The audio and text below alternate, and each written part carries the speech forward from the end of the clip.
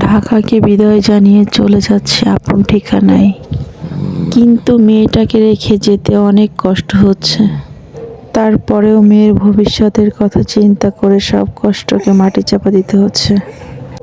যাই হোক, সন্তান মানুষের মতো মানুষ হোক, এই দোয়াটাই করি। তো আমরা ঢাকা কমলাপুর রেল স্টেশনে চলে আসছি, আমাদের ট্রেনও চলে আসছে। স্টেশনের কুলি ব্যাগগুলো ট্রেনে উঠাই দিচ্ছে। কুলি দিয়ে ওঠানোর কারণ, দুই ছেলে আমাদের সাথে ছিল, উনি হেল্প না করলে আমাদের অনেক প্রবলেম হতো। সাথে আবার বাসার জন্য 2টা কোকা নিলাম বোনের দোকান থেকে, যার কারণে আরও বেশি সমস্যা হচ্ছিল। তো যাই হোক, আমরা ট্রেনে উঠে পড়েছি।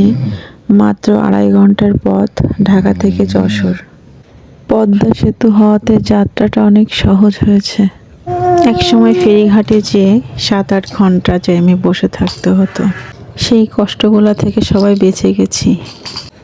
তো বাসের থেকে ট্রেন জার্নিটা কিন্তু অনেক বেশি ভালো লাগে। কুলি মামাকে ব্যাগ ওঠানোর জন্য 100 টাকা দেওয়ার কথা ছিল, সেখানে আমার হাজব্যান্ড আর 50 টাকা বেশি দিয়ে খুশি করে দিল। মামাটা কিন্তু 50 টাকা পেয়ে অনেক বেশি খুশি হয়েছে। এদিকে আমার ছেলে দৌড়ে যেয়ে সিটে বসে পড়ছে আর জানালা দিয়ে বাইরের পরিবেশ দেখতেছে।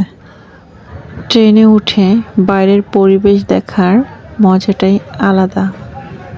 ছোটবেলার সেই ছড়ার কথা মনে পড়ে গেল। ঝক ঝক ঝক ট্রেন চলেছে রাত দুপুরে ওই, ট্রেন চলেছে ট্রেন চলেছে, ট্রেনের বাড়ি কই। একটু জিরোয় ফের ছুটে যায়, মাঠ পেরোলেই বন, পুলের উপর বাজনা বাজে ঝনঝনা ঝনঝন। তো সবাই ভালো থাকবেন, সুস্থ থাকবেন। আল্লাহ হাফেজ।